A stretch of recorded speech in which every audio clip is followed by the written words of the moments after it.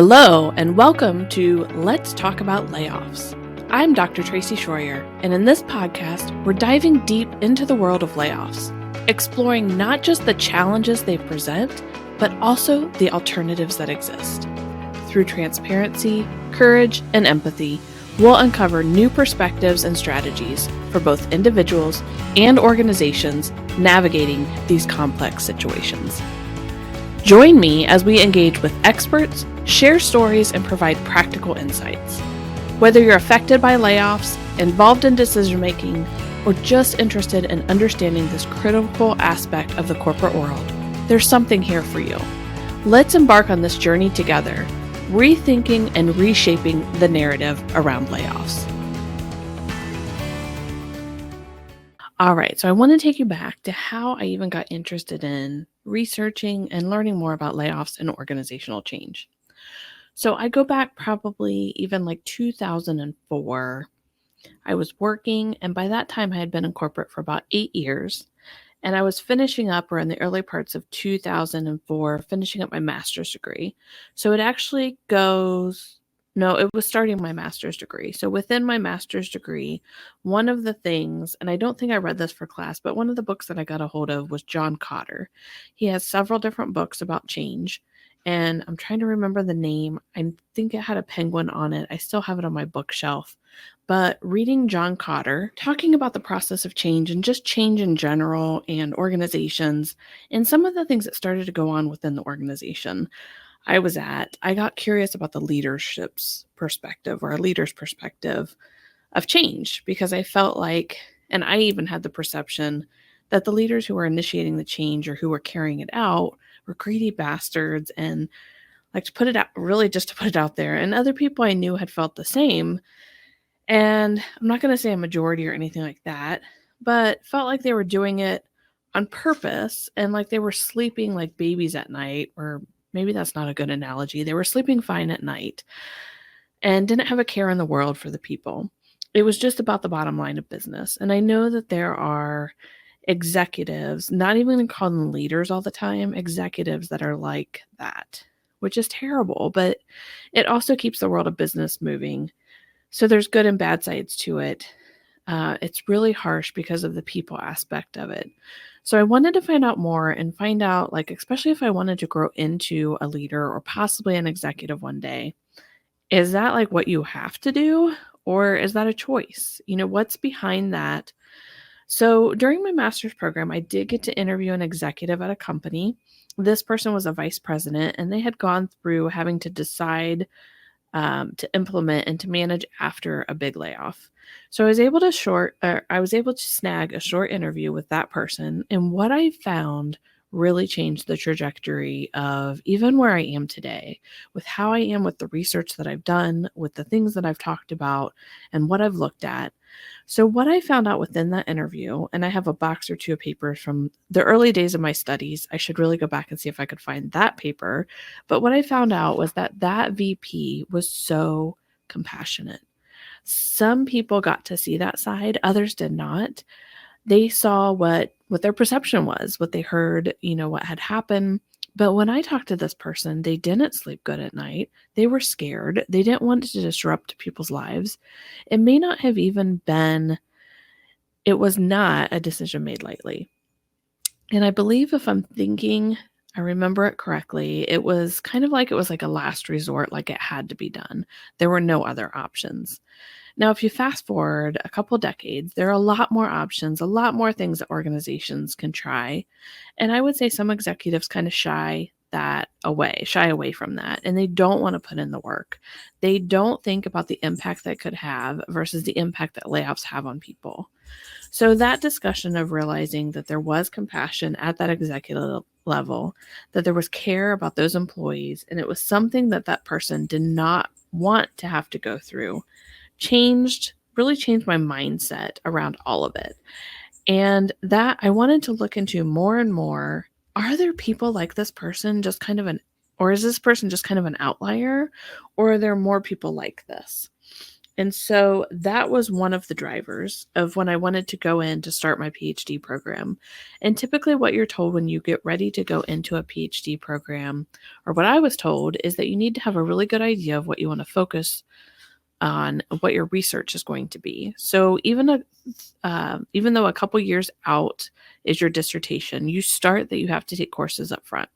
For your dissertation, you have to have an idea of a concept of what you want to dive into before you even get to that point, or that was in my case. One of the reasons for that I truly believe is it really helps to drive your passion, because the PhD program, and I'll probably get an amen or people raising their hands out there, for those who are going through it or have been through it, um, I had to stop in my midst because it's really hard shit. It's really hard to go through that and to also live your life at the same time, or try to live your life at the same time. There's a lot of people that wait until they're older. So I had, amongst my groups, there was a couple of people getting ready to retire. There were people in retirement, maybe working part-time. But a lot of people that I know even today, and myself at the time when I was going through my program, were working full-time. We're married. I don't have kids, but there are people who have kids. Some wait till they're older. Trying to go through it and wanting that, and really wanting to dive in and have a passion for that research. It's not about how many dollars you can make by having those letters behind your name. It's truly a personal passion that you dive into, because it can be a very long process. For myself, with the coursework and the dissertation process, it took 6 years while I was working full time. I've heard others say 6 to 8 years. Others have been quicker. There's so many different variables that depend on how long it could take you, what you're studying even. I struggle to find people who are willing to come forward and tell their story, even though it was anonymous and confidential. So you have to have that passion that's lighting your fire to continue that journey. And so many other things have to line up. So there are so many people out there who do have that passion, but other pieces aren't lining up, and that's okay. So that conversation really spurred a lot of that passion and drive, and wanting to find out, like, are there more people like this person, like, that have compassion in these kind of situations? Or are there just a whole bunch of greedy bastards out there doing this? And so with my dissertation research, I had the great honor of interviewing 14 leaders, and this is from frontline all the way to CEO, a variety at all levels. I was able to do qualitative interviews and ask questions that were semi-structured. I asked questions to get to know their experience personally and professionally. So before, when they were making the decisions, they were part of the decision making, and all of the interviews, and then implementation. So actually telling people and how they went about doing that. Backing up to the decision piece, it was also how they went about making the decision. So there's not a lot I could find in the literature at the time when I was going through it as to how people made those decisions. So there were 2 or 3 key ways that were put into the decision making, or that I found in my research. Most of them aligned. Most of those participants aligned with those ways that I identified. I didn't see in the research that I did different ways of going about deciding who goes and who stays in organizations. And then I also talked to them about after the layoffs and what did that look like, and were those individuals still with the company? There were some that were let go right after the layoffs, and they had to go through all of that. Like, they were the last person to walk out the door. There were other individuals that, like a manufacturing factory was closing, and they were the last ones out the door, and then the plant shut down. So there were a variety of perspectives and experiences. And for me, that whole experience, I thought initially going into it, is I'm going to gather the insight, I'm going to analyze it, I'm going to share the insight, and really go from there. What I didn't account for, which is so weird to me now looking back at it, is my study was really looking at the experiences of downsizing managers, and it stemmed from this one leader who was so compassionate. And I didn't account for the feelings that it could bring up in my own self. And I remember one of the interviews, I think it was more than one actually, that I did with my participants for my study. And I got off the call and it was just really heavy. It was heavy. And I know that at least one time I cried. I'm typically not a crier. I cried. It was very, very emotionally heavy for me. I did not account for that or think about that when I went into all of it. But that emotional connection helped continue to drive me. So one of my committee members had said to me in my final defense, he said, "You really need to write a book about this." Like, think about that. And I thought to myself, oh my gosh, this person who's done so much research, a lot of his research was outside the US on the topic. He's written many different articles. It was just even an honor for him to be on my committee. And I remember shaking, like reaching out to him if he might even be interested in being on my committee. And him telling me that I should write a book about what I discovered, what I found. At the time, I was like, "Oh my gosh, that's like a lot. I need to think through that. Am I good enough for that?" All of those mindset things. And so all of that self-confidence, that belief that crept in. So it actually wasn't until 5 years later that I decided to write my book. And I think one of the things that stemmed into getting me to write my book too is I had my own experience as like a direct title of a manager. So a few years prior to writing the book, and I was able to see more of the perspective. And some of the people that I interviewed kind of revisiting that insight and that information, and I knew it needed to be shared with the world because I kept hearing more and more about layoffs. And one of the things I had done in the first chapter of my dissertation was to look at the U.S. Bureau of Labor Statistics Systems. They recorded mass layoffs, and what I had done and what I found later on in somebody else's, their book that I picked up is a comparison of GDP to mass layoffs. And every time you see GDP went one way, mass layoffs went the other direction. So at a certain point, let me go back years later. I think it was about 2017, and it was just in the last 5 years since mass layoffs were no longer reported. It was during the Obama administration that they stopped reporting that. So I don't know if that's picked up again. Definitely something I want to look into. But so I was able to see that there was an impact there, and that validated and let me see layoffs. They don't just happen, here and there and that kind of thing. But there's more. There's a way. There's almost a cyclical reaction, or there's a relationship between those two. So I wrote my book. I put it out in 2017. It's called Managing Layoffs: 24 Tips to Downsize with Dignity. In the book, I go through the 8 themes that I identified.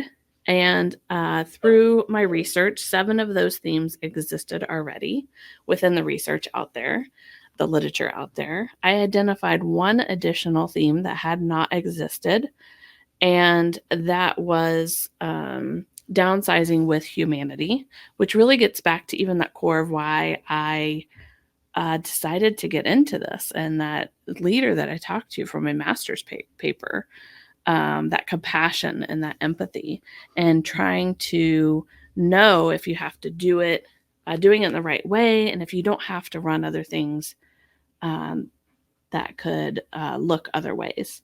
So I published my book in 2017 and I went back to work. I spent a lot of time, not as a direct manager, but as an individual contributor. And so years passed, and I continued to think whenever somebody talks about downsizing or I hear the word layoffs, it's really close to my heart and all the research and years that I spent. So between my own studies, my research, my experiences, my recent experience my experience at the time as a survivor in the organization, and thinking about the connection to my book, and always thinking eventually I'd like to do more with this. But then there was kind of a lull for a while, and you didn't hear about layoffs so much. So it kind of sat dormant. And I didn't think about it as much until it kind of popped up again. But then more and more these last few years, my LinkedIn feed has been so full of people being laid off. It might be a small percentage of a company. It might be a large percentage of like a mass layoff in a company, but more and more companies are laying off. And I know even during the pandemic, a lot of companies had to lay off. because of the change in the economy, people's behaviors, things like that. But even shortly after the pandemic started to calm down, some companies started to hire in droves. And now in 2023, so many of those companies are realizing that like they can't sustain this. And with this amount of employees and the change in the economy again and people's behaviors, and all of that happening for these businesses, those companies are realizing that they can't sustain that employee count to be able to handle the change that they're experiencing now. So there's a lot more layoffs that you're seeing happen, and it really brought this to the forefront for me again. It still kind of creeps me out every once in a while when I look at it and think about it. So one of the things that I wanted to share too was I ended up getting laid off in the beginning of October of 2023. So a few months or a couple months ago now, and I had not experienced layoffs from the perspective of somebody and an employee and a leader at the time, a manager, as somebody being laid off. And I got, I had that experience now, and there's so many different aspects to it. But mentally, I would say it's probably the hardest because it's typically most of the time I'll say it's not about your performance, and almost all the time it's not about your performance. It's just a gut punch. And experiencing that, oh my gosh, I could look at my research in a whole different perspective from a whole different lens, and I did not have that before. So I ended up really thinking about it and how do I do this? And it's not something that this whole thing is looking to make. Let's talk about layoffs. So I was thinking there's so much shame in layoffs and people being laid off, managers laying off people. And I wanted to bring that to the forefront and be like, hey, this isn't always the answer. Here's other alternatives. And you know what? If you do have to do this, typically it should be a last resort. But if you have to do this, here's a better way to do this and to be more humane to your people in doing it. So that's how the concept of let's talk about layoffs from the brand, from doing the blog, the podcast, the free community on Facebook for people to join in, for people who are impacted directly, and indirectly, all of the individuals in the mix. So that's how that came to be, and me wanting to help people who are impacted. So I started this in December of 2023, and it was after I had gotten through my 60-day period. My termination date was over. And so that's how I came up with the concept of let's talk about layoffs. And that's how I got to where I am today. And what I would really like to do is share the experiences of so many other people that have been in this situation and who experience all that goes along with this, and also helping people who are impacted and how they can cope and how they can continue to move through this. I don't think you're ever going to forget something like this, but how do you get the tools and the help you need, the support you need to continue on and to continue on being either as strong or stronger than you are today? So that's the story of how all of this came to be. Thank you for tuning in to Let's Talk About Layoffs. It's been a privilege to share today's insights and stories with you, shedding light on the complexities and alternatives to traditional layoffs. Remember, in every challenge lies a chance for growth and positive change. I'm Dr. Tracy Schroyer, and your time and engagement with us today means a lot. For further insights and resources, please visit our website at letstalkaboutlayoffs.com. Don't forget to subscribe for the latest episodes.